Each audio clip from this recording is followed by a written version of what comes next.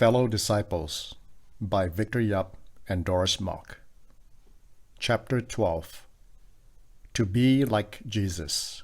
Matthew chapter 20, verses 17 to 28.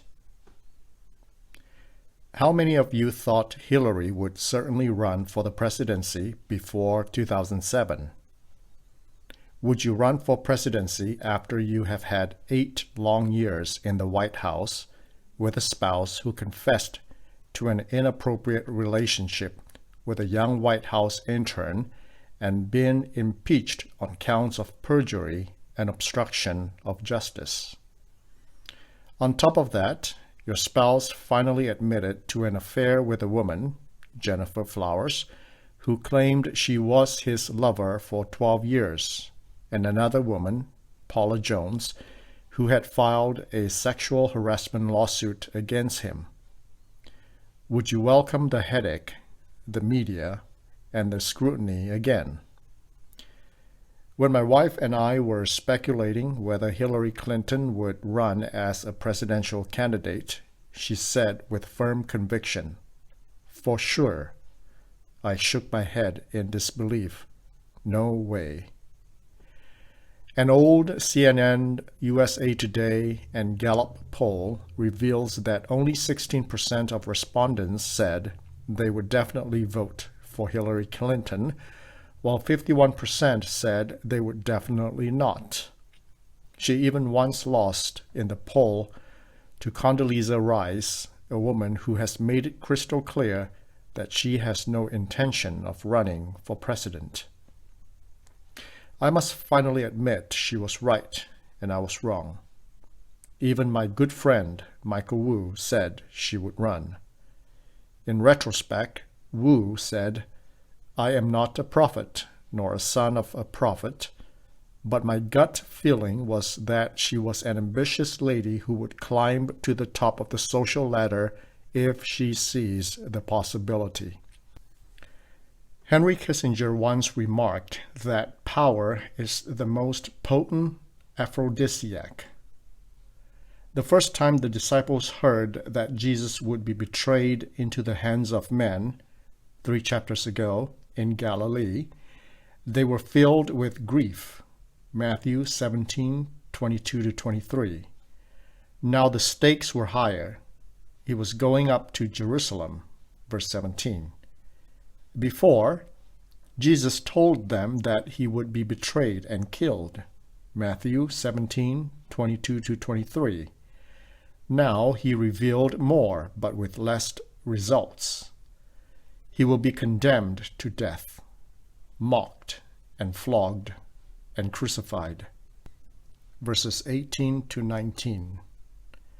For the first time, Jesus revealed his condemnation to death, mocking, and flogging.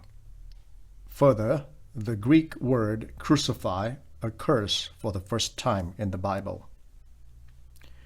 Regardless of how urgent Jesus was, the disciples were indifferent, nonchalant, if not worse. Not only did the disciples not grieve this time, 2 of them had ideas on their mind and up their sleeves. They thought of going to Jerusalem for political power, to reap favors, and to cement connections. Why does power have such a pull on people? Why do people want more and more power supply? Why do people rush in to fill a power vacuum? What is the alternative to power and ambition? First, live a life of simplicity, not show. Matthew chapter 20, verses 17-21.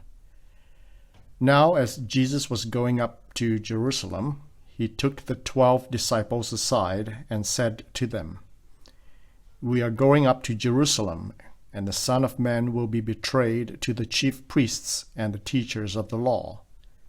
They will condemn him to death and will turn him over to the Gentiles to be mocked and flogged and crucified. On the 3rd day he will be raised to life."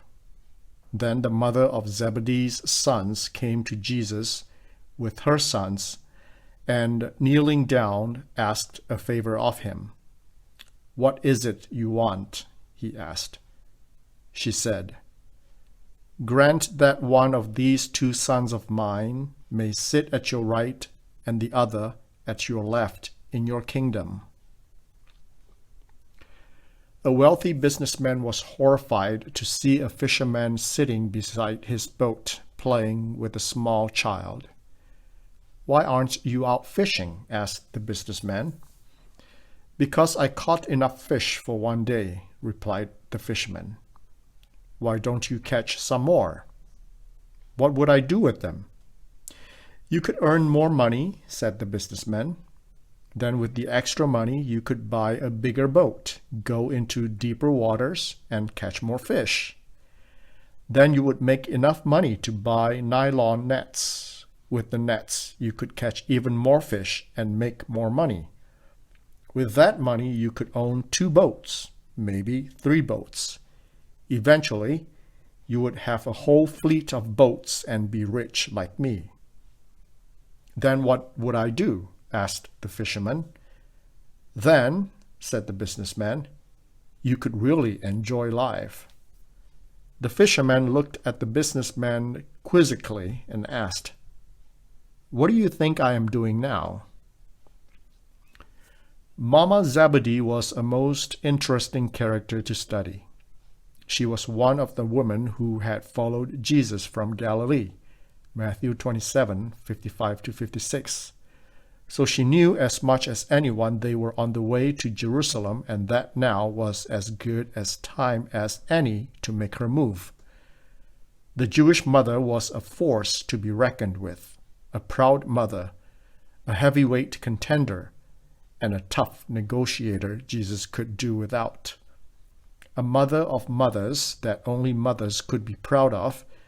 She had done her math and knew there was not enough room for Peter, James, and John by both sides of Jesus, and that sitting in front of or behind Jesus was rude, uncomfortable, and embarrassing. Further, the family of 3 had contributed to the needs and ministry of Jesus more than any family, so she was entitled to a good turn. Mrs. Zebedee took it upon herself to lend a hand, to make a point, to throw her weight and voice her support, not for herself or Jesus, but for her sons. She was not shy or apologetic about making her opinion known, cutting to the chase and hurting other people's feelings. To add drama to her cause and flair to her Oscar-winning performance, she knelt down in worship before asking him the favor. The word kneel down, verse 20, is the traditional Greek for worship, proskuneo. As I have often said, Matthew is the gospel of worship. The word worship occurs 13 times in Matthew, more than the 2 occurrences in Mark and Luke, and the 11 times in John. The only New Testament book with more references to worship is Revelation. Do you know Mama Zebedee worshipped Jesus even before the first time the disciples had done the same, which was after the resurrection? Matthew 28:9 and 28:17. Jesus was not mad at the flakiness, the melodrama, and the superficiality of it all in her performance. And at no time and in no way did he reproach her approach because she, in a way, got it right, because he was now on the way to Jerusalem to usher in his kingdom and fulfill God's plan of redemption, and she simply wanted to cash in her double coupons on both sons. Her primetime performance and plea were touching and urgent enough that Jesus had to ask her what was her request. Yet Jesus was taken back by her audacity to ask for something she had no idea its cost. Grant, verse 21, is in the important, impressive, and imposing imperative mood. The threefold purpose of Jesus' betrayal to the Gentiles, to be mocked, flogged, and crucified, plus the first prediction of his crucifixion, verse 19, was lost on her and meant nothing to her. But what was Mrs. Zebedee's ministry? Simply to serve her Lord, not to serve her lads, to follow her Savior, and not her sons. The last time we see her in the Gospels was a turnaround in the right direction. Many women were there, watching from a distance. They had followed Jesus from Galilee to care for his needs. Among them were Mary Magdalene, Mary the mother of James and Joseph, and the mother of Zebedee's sons. Matthew 27:55-56. In the end, she learned to minister to Jesus by her presence as well as her presence. Second, live a life of selflessness, not strife. Matthew chapter 20, verses 22-24. You don't know what you are asking, Jesus said to them. Can you drink the cup I am going to drink? We can, they answered. Jesus said to them, You will indeed drink from my cup, but to sit at my right or left is not for me to grant. These places belong to those for whom they have been prepared by my Father. When the 10 heard about this, they were indignant with the 2 brothers. An older pastor received an invitation from a young preacher to speak in his church. He said, I remember when you preached at my father's church many years ago. My mother had worked all night, and after dinner, you did the dishes. I will never forget that. I forgot your sermon, but I haven't forgotten your doing dishes at my mother's home. Do you know what it costs James and John, especially James, whose name was listed first before John in 20, but 1, Luke 9:28 instances in the Bible? James was the first apostle to die of martyrdom, put to death with the sword at the hands of Herod. Acts 12:1-2. Jesus said status, seniority, and superiority in his kingdom is not for us to ask or choose. God is fair, objective, just, wise, and knowledgeable. The reaction from the other disciples was not that kind. They were furious, fuming, and frustrated. The Greek word indignant, verse 24, occurs for the first time in the Bible and only 7 times overall. Twice on this incident, Mark 10:41. That was how Jesus felt when he saw disciples preventing children hindered from coming to him. Mark 10:14. And how the chief priests and the teachers of the law felt when they saw the wonderful things he did, and the children shouting in the temple area, Hosanna to the Son of David. Matthew 21:14-15, and his healing on the Sabbath. Luke 13:14. Matthew and Mark's account, 10:41, both note that the other 10 disciples were indignant with James and John. Indignation was a grievous feeling the disciples would express at defenseless women and complete outsiders like the woman who anointed Jesus' head with perfume. The disciples ganged up on her, reacted with unrighteous indignation at the thought of the woman wasting more than a year's wages of very expensive perfume on Jesus. Matthew 26:8 and Mark 14:4. However, this was the first time the disciples turned on friends and one another with a vengeance. The thinly veiled cord of unity was about to break. A cord turned into discord, treaty into mistreatment, oneness into oddness. The 10 were jealous, resentful, and small-winded. They could not believe James and John were so crass, low, and sneaky to bring in their mama, especially since the two had idealistically left Father Zebedee and the boat, Matthew 4:22, to follow Jesus. What made them angrier and madder was their "we can," verse 22, answer to Jesus' question. They were supposed to say, "Gee, Mom," followed by, "This is so embarrassing. Thanks for ruining my life," and "Where can I hide my face?"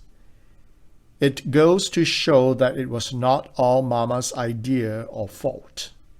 They were harboring ambition in their midst for a long time without saying it. Their "yes, we can" answer shows they knew and they concurred. They were on board and had a part and had no shame. Third, live a life of service, not supremacy. Matthew chapter 20, verses 25 to 28. Jesus called them together and said, "You know what the rulers of the Gentiles lord it over them, and the high officials exercise authority over them. Not so with you. Instead, whoever wants to become great among you must be your servant, and whoever wants to be first must be your slave, just as the Son of Man did not come to be served, but to serve, and to give his life as a ransom for many." One of the most inspirational stories in missions is the story of William Whiting Borden. Born November 1st, 1887, and died April 9, 1913. Probably the richest missionary then because he was the grandson of the founder of the Borden family who made their millions producing milk and dairy products and in real estate. Borden bequeathed $1 million to the China Inland Mission and other Christian agencies. The Borden Memorial Hospital in Lanzhou, China was named after him. Borden graduated from Yale in 1909 and later from Princeton Theological Seminary. He founded the Yale Hope Mission to serve the poor, presided over the huge student missionary conference held at Yale, and served as president of the Honor Society Phi Beta Kappa. He later decided to become a missionary to the Muslims of northern China, but died of cerebral meningitis in Egypt during his training there at the age of 25 and was buried in Cairo. After his death, Borden's Bible was found and given to his parents. In it, they found in one place the words "no reserve" and a date placing the note shortly after he renounced his fortune in favor of missions. At a later point, he had written "no retreat," dated shortly after his father told him that he would never let him work in the company ever again. Shortly before he died in Egypt, he added the phrase, "no regrets." The epitaph on his grave was, "Apart from faith in Christ, there is no explanation for such a life." What is the cup Jesus was about to drink? When Jesus was in the Garden of Gethsemane, he prayed twice to the Father for the cup to be taken from him. Matthew 26:39, 42, Mark 14:36, and Luke 22:42. Ray Stedman says it is the cup of agony and terrible separation. Jesus did not call us to deny our personality or to turn our backs on people we love, but to turn our backs on prestige, power, and prominence. We must be unlike the rulers of the Gentiles who lord it over, kata kurio, their subjects and their high officials who exercise authority over. Kat exousiazo them. Matthew 20:25. Both come with the Greek preposition over, kata, and made its debut in the Bible. Jesus did the opposite. He gave his life as a ransom, verse 28, for many. Only instance Jesus and the Bible ever used this word, repeated for the same account in Mark 10:45. The apostles asked for a management position, but Jesus gave them a ministerial place. They preferred honor. Jesus offered humility. They wanted superiority. Jesus demanded surrender. They looked for glory and greatness. Jesus looked for genuineness and goodness. Jesus was so straightforward and strong in his words. The Greek rendition is, "Whoever among you will to be great, megas, will be your servant, diakonos, and whosoever among you will be chief, protos, from prototype, or first of its kind, will be your doulos." Jesus advanced from megas to protos, and from diakonos to doulos, or slave. There are other greats in the world, but only one chief, and if you desire to be chief, you will have to progress from diakonos to doulos. A slave is unlike but worse than a servant. A slave not only does menial, lowly things, he is owned and has no rights. A servant is inferior, but a slave is nothing. His value is defined by his master. Jesus' challenge is more than just to reject power, but to imitate him in his service and sacrifice. Some believers are not attracted to power, but neither are they attracted to service, because serving requires surrender, sacrifice, and scrutiny. Conclusion. Do you want to be great in the world's eyes or in God's eyes? Power comes with responsibility, humility, and charity or love. Are you following Christ in the path of sacrifice, self-denial, and even suffering rather than success and significance? Do you follow him unconditionally and unreservedly? Bible study questions. 1. Try to divide the passage into sections and write down their themes, verses 17 to 28. 2. Under what circumstances and to whom did Jesus predict his pain and suffering? Verse 17. 3. What experience would occur according to Jesus' prediction? Verses 18 to 19. 4. What was the disciples' response to Jesus' prediction? What response did the mother of the sons of Zebedee and the brothers themselves have? Verses 20 to 21. 5. Why did the mother of the sons of Zebedee plead for her sons? How did the disciples react? Verses 21 to 22 and verse 24. 6. How did Jesus respond to the Zebedee mother's request? Verses 22 to 23. 7. Finally, in Jesus' teaching the disciples, how were the teaching to the Gentiles and the disciples different? Verse 25 to 28. 8. What example did Jesus set for the disciples? Application sharing. 1. As parents, do you and your children come before God together? In addition to salvation, what would you ask? What one thing is most important? 2. Can we drink the Lord's cup? Are we willing for our children to follow and drink his cup? or do we emphasize their status on earth? 3. Meditate for yourself on the personal significance of being a minister and servant.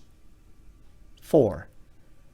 Meditate on an act to show how you can practice to be a minister and a servant to others. How can you serve others? Small group sharing and activities. 1. Share your observation. Is the world's way of governing and managing others common among Christians? Why? Is this easier than to be ministers and servants? 2. How we can serve one another in our fellowship groups.